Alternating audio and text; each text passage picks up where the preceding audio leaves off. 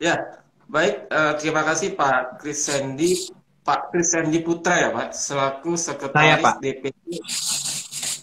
Sekretaris DPC Aptrindo Surabaya ya Pak. Siap. Ya, terima kasih Pak Kris sudah berkenan untuk join di event Trasgo Pak. Ya, Pak, terima kasih juga sudah diundang untuk gabung untuk Ya, ini ya, baik. kita acara STID ya, pembahasan ya.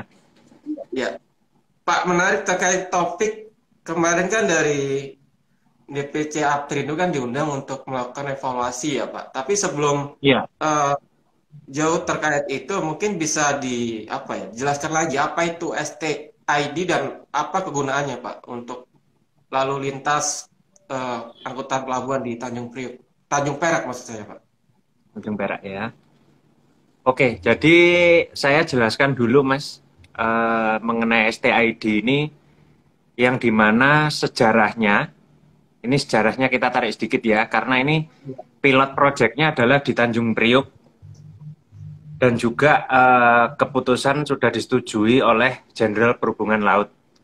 Ada Hmm, juga SK-nya per 2021, yang dimana di DPP, di pusat, ini sudah diterapkan oleh anggota Aptrindo yang ada di oke. Priuk. Gitu. Hmm, Nah, eh, kenapa Priuk? Karena di sana kita coba untuk penerapan ini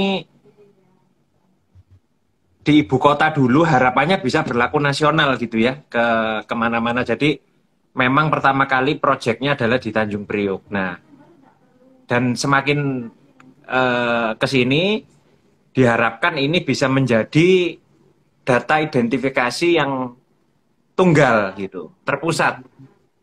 Jadi semua nomor untuk kendaraan, khususnya truk ya, truk untuk membawa barang ini bisa menjadi satu database ya. secara nasional. Nah, ini diharapkan bisa dilakukan di Pulau Jawa ini ya, mulai dari Priuk, terus Semarang, Jawa Tengah, sampai Jawa Timur, itu ya, Tanjung Perak.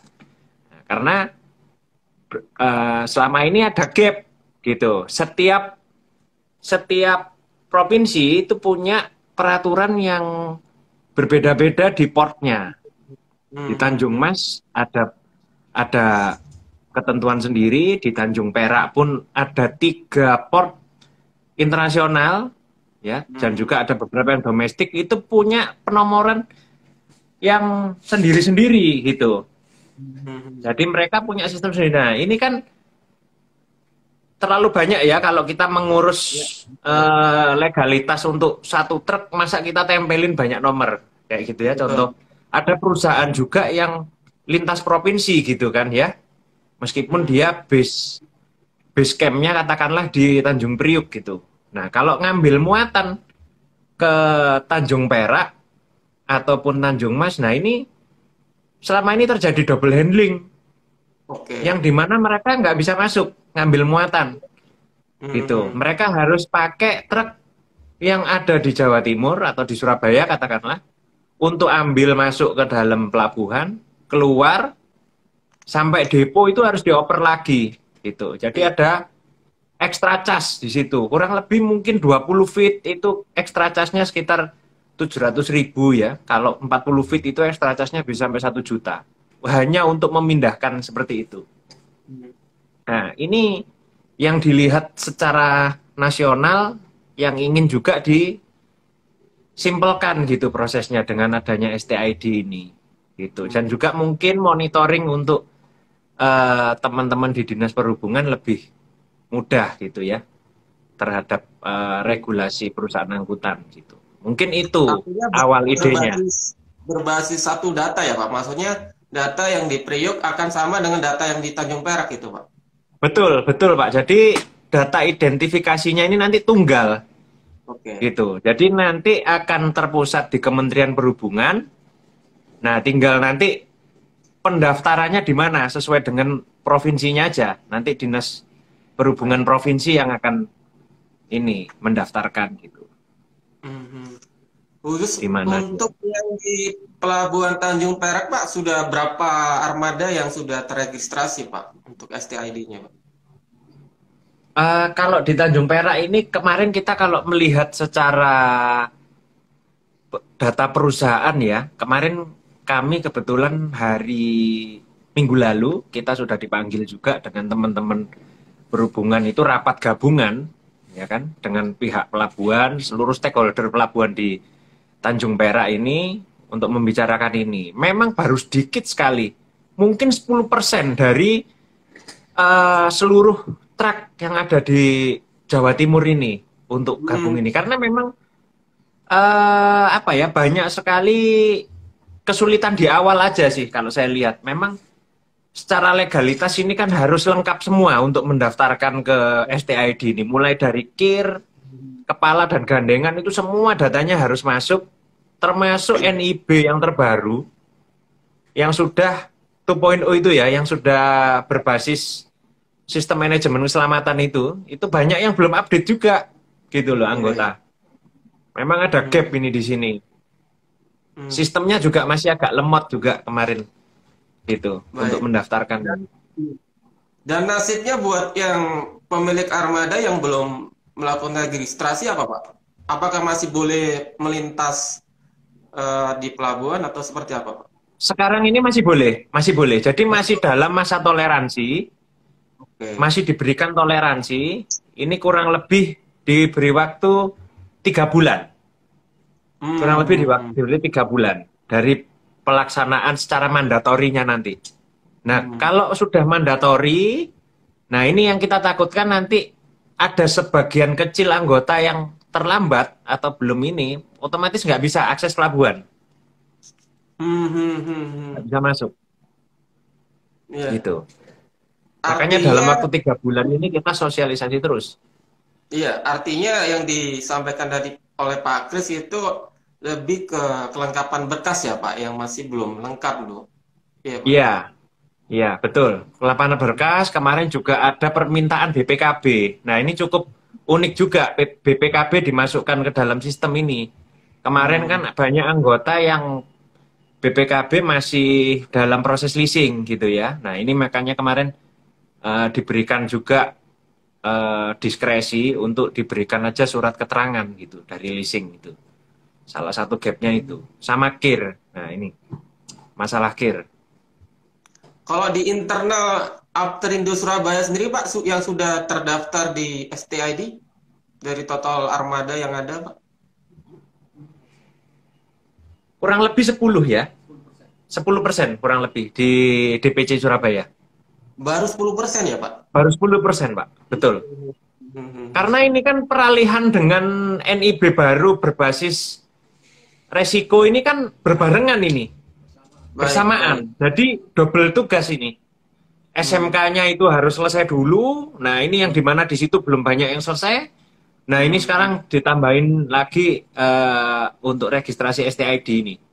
hmm, hmm, Ini cukup Surabaya ini cukup banyak tugasnya gitu hmm, untuk hmm. mendaftarkan ini. Baik. Ya Dan kita sih waktu memberikan support sih untuk anggota itu. Yang ya, bisa kita support.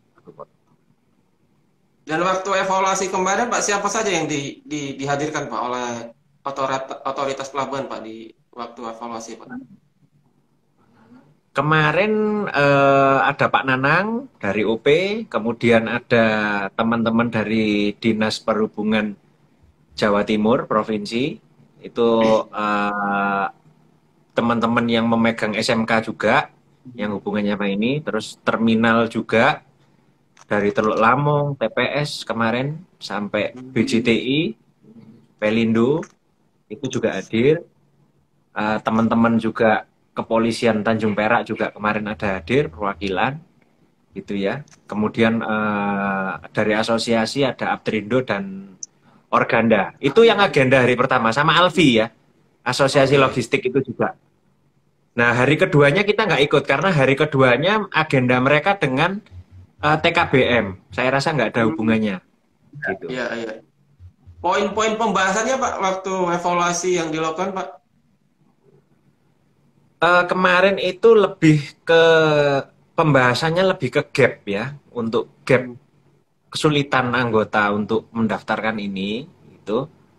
Kalau untuk penerapannya disamakan dengan skep yang di Priuk, standar Baik. stikernya, kemudian untuk penempelan dan syarat-syaratnya semua, aturan mainnya sesuai dengan Priuk. Jadi jiplak gitu. Memang kemarin Hmm. banyak kendala gitu, kendala pendaftaran gitu ya, yang ditekankan dengan grace period waktu untuk Hmm. Hmm. pendaftaran STID ini. Kebanyakan kemarin seperti itu. Banyak yang kesulitan masuk ke dalam sistem gitu. Hmm. Iya. 3 hari Dari pun itu banyak anggota yang mengajukan komplain ya, sampai 3 hari itu belum ada jawaban juga gitu. Oke. Agak lambat responnya gitu. Hmm. Hmm. Ya Hmm. sama-sama masih apa ya, sama-sama masih dari pihak sistem juga sama-sama masih ini, masih baru gitu. Jadi Hmm. agak Hmm. ada gap di awal. Seperti itu. Baik. Kalau dari sisi Aptrindo Surabaya, Pak, waktu pertemuan tersebut, masukan atau evaluasi yang disampaikan ke pihak terkait apa saja, Pak, untuk perbaikan yang kurang-kurang ini, Pak? Masukan dari kita masalah syarat-syarat tadi ya, karena anggota banyak yang menitipkan pesan masalah BPKB. Satu itu. Hmm. Nah, sudah terjawab dengan surat keterangan leasing bisa diajukan gitu ya. Kemudian masalah kecepatan sistem itu yang lemot-lemot itu kita juga sampaikan karena upload-upload agak susah gitu ya dengan berkas yang sekian banyaknya itu cukup susah. Nah, kemudian poin ketiga ya masalah grace period itu. Kita minta waktu karena bersamaan dengan SMK gitu. Masalah Baik, baik. SMK sistem manajemen keselamatan ini. Tapi di internal Aptrindo Surabaya sendiri satu suara, Pak, sepakat dengan program ini ya, Pak? Oh, kita sepakat karena sebetulnya kalau kita lihat goals-nya ini kan membawa benefit yang cukup baik gitu ya bagi anggota. Khususnya buat anggota yang lintas provinsi gitu. Baik. Otomatis mereka kan bisa berangkat dan balik katakanlah Surabaya Jakarta itu kan sudah tidak ada kekhawatiran ya, untuk masuk ke Priuk, untuk masuk ke Perak gitu kan. Itu Ya. sudah tidak ada double handling lagi. Sebetulnya saya lihat banyak. Nah, kalau sudah berjalan ini sangat baik. Gitu. Memang Hmm. awalnya yang agak susah ya untuk memulai itu, tapi nanti goalsnya adalah saya rasa ini memudahkan anggota untuk lintas provinsi gitu, masuk ke pelabuhan. Jadi kan mobil itu sudah terdaftar dengan satu nomor gitu, nggak perlu banyak nomor lagi. Baik, baik. Seperti Pak, itu. dari beberapa armada yang sudah terregister STID ini, apakah sudah merasakan percepatan layanan, Pak? Nah, untuk itu masih belum. Kami masih belum eh, dapat feedback karena memang masih pada proses pengurusan semua. Kalau yang sudah selesai, saya rasa masuk di Priuk mereka sudah tidak ada komplain, nggak ada masalah. Gitu, masuk ke Tanjung Priuk untuk ambil muatan. Meskipun armadanya plat L ya, Surabaya. Hmm. Hmm. Hmm. Saya Karena kan rasa itu. target dari dia. Silakan, Pak. Ya, saya rasa itu. Cukup itu, Mas. Ya, Maksud saya kalau sudah tergabung pasti mereka merasakan kemudahannya untuk ya, masuk ke Priuk. ya. Gitu. Karena kan dari target dari STID ini kan juga untuk percepatan layanan, Pak, untuk lalu lintas di Ya, pelabuhan, gitu, Pak. betul, betul. Dan juga single data ya, jadi nggak terlalu banyak. Dulu kan setiap port kita harus, contoh terminal Peti Kemas Surabaya kita harus ada register di sana. Contoh di terminal Teluk Lamong kita harus register lagi di sana. Nah ini kan sudah tidak perlu seperti itu lagi gitu. Hmm. Hmm. Hmm. Ya kemarin saya dengar dari terminal pun mereka juga saat ini juga putar belum siap gitu. Betul. Mereka sendiri dengan internalnya kemarin dengan STID ini masih memikirkan gitu caranya. Data yang selama ini sudah berjalan, nah dipindah ke STID ini, mereka sendiri juga mohon waktu juga untuk Hmm. Hmm. sinkronisasi ke STID ini. Baik, baik. Ya, dengan belum dirasakannya percepatan layanan ini tentu masih belum dirasakan juga ya Pak efisiensi cost Kalau di logistiknya ya Perak sebagai belum, betul. Perak Kalau belum. di Tanjung Perak belum. Hmm. Kalau di Priuk mereka bisa masuk, sudah bisa masuk di Oke. Jakarta. Tapi kalau di Baik. Tanjung Perak, di Surabaya masih belum. Karena portnya sendiri belum siap. Hmm. Hmm. Gitu. Berarti masih belum bisa dibedakan antara sudah ada STID dengan sebelum STID ya Pak ya. Karena masih Betul, masih di Perak belum. Di Perak hmm. masih Hmm. belum, betul Mas. Masih proses. Gitu. Hmm. Tapi kalau mereka anggota di sini plat L sudah terregistrasi di STID, mereka sudah memasang stiker, nah ini sudah bisa masuk ke Jakarta, ambil muatan di Jakarta untuk balik ke sini bisa. Baik, Sudah bisa. baik. Ya. Pak, disebutkan kalau STID ini kan ke depan juga nanti terintegrasi dengan NLE, Pak. Itu gimana maksudnya, Pak? NLE maksudnya yang mana Mas? Yang National Logistic Ecosystem, Pak. Oh itu goalsnya ke depannya memang seperti itu. Jadi memang ini kan single data ini nanti kan diolah dengan SMK-nya Kementerian Perhubungan untuk melakukan monitoring itu. Tentunya kan ini kan mereka kan evaluasinya gini nanti. Saya lihat di satu sisi kemarin mereka sampaikan bahwa mereka bisa membekukan ini STID ini Hmm. jika terjadi suatu kejadian yang fatal gitu ya, misalkan ada kecelakaan gitu ya. Nah ini mereka akan review SMK-nya ini dan ini STID-nya kendaraan satu PT itu bisa diblokir sementara Oke. oleh Dinas Perhubungan Hmm, hmm, hmm, hmm, hmm. gitu untuk ada review dan countermeasure-nya setiap perusahaan yang sudah melaksanakan SMK ini. Jadi memang goals-nya ke sana. Jadi Baik. murni ini untuk logistik ya. Tapi kemarin kalau SMK itu global ya, nggak cuman peti kemas. Jadi mulai dari PO bis itu ya, mulai bis pariwisata dan lain-lain itu juga tergabung di SMK. Tapi kalau hubungannya sama STID ini murni untuk kendaraan logistik barang. Hmm, hmm, hmm. Gitu. Pak, soal keberatan berkas-berkas yang harus dilengkapi ini apakah juga menjadi kos tambahan bagi pengusaha, Pak? Sehingga ya masih ogah-ogahan gitu, Pak. Ya, salah satu yang kemarin disampaikan adalah yang sudah terlanjur, itu ya, yang sudah terlanjur truknya itu sudah, contoh mereka punya kepala atau unit yang sudah dimodifikasi gitu ya, Hmm.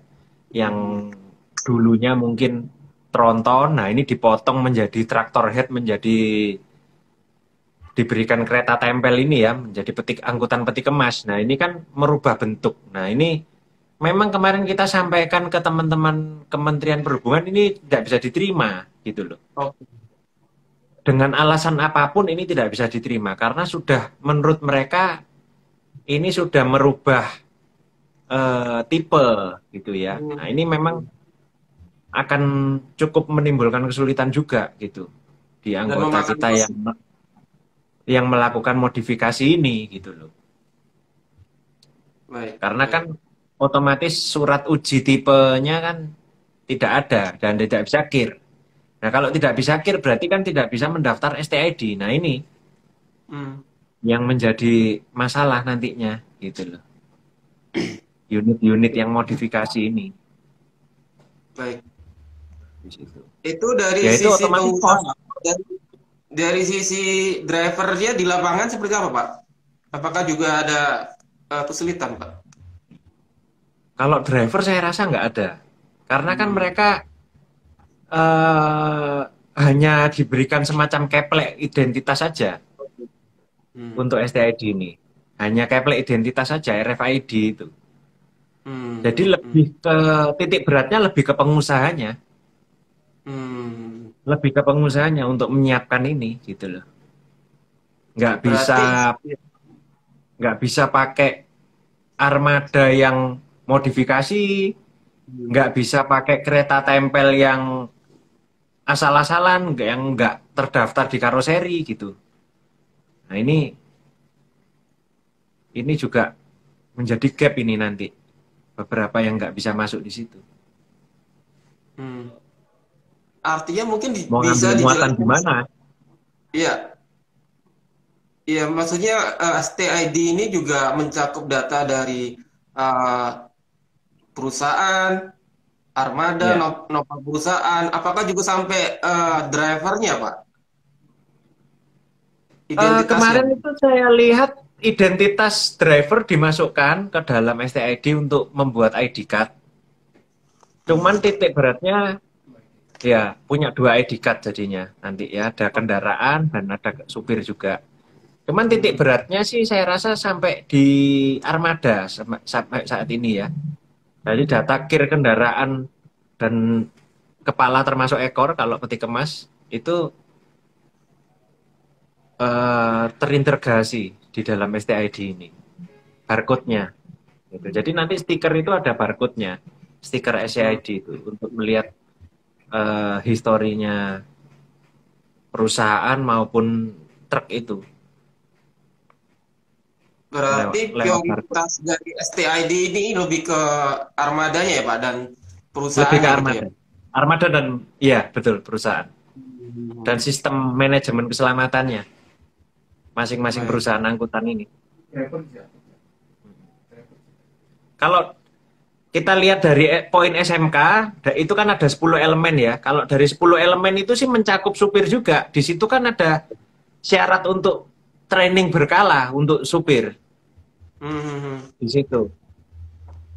Jadi kalau bicara supir masuknya ke SMK, sistem manajemen keselamatannya itu. Hmm. Hmm.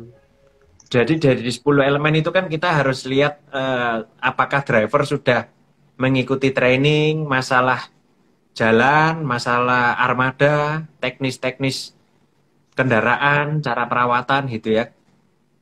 Kalau di Aptrindo sendiri menggandeng ini BNSP, Badan Oke. Sertifikasi Nasional untuk Hmm. driver. Kita lakukan berkala itu. Hmm. Hmm. Ya. Sama dari dealer biasanya untuk perawatan kendaraan, pelatihan-pelatihan itu untuk Baik. perawatan gitu. Hmm. Baik. Setelah pertemuan kemarin terakhir itu, Pak, apakah ada pertemuan lanjutan dengan otoritas pelabuhan, Pak, untuk membahas lanjutan dari SKID ini? Kedepannya saya belum tahu, cuman kemarin mereka ada satu pertemuan lagi untuk jadi satu kan dengan kami ya, dengan asosiasi, ada satu lagi nanti dengan stakeholder pelabuhan khusus gitu. Oke. Hmm. Hmm. Hmm. Mungkin membahas masalah integrasinya sistem ini supaya sinkron. Baik, baik. Ya, baik. Terakhir, Pak Kris, Ya, dengan masih 10% ya, Pak, yang baru ya. terregistrasi, ke depan langkah strategis apa, Pak, dari Aptrindo Surabaya biar semua terregistrasi gitu, Pak? Biar dan STID ini bisa sukses.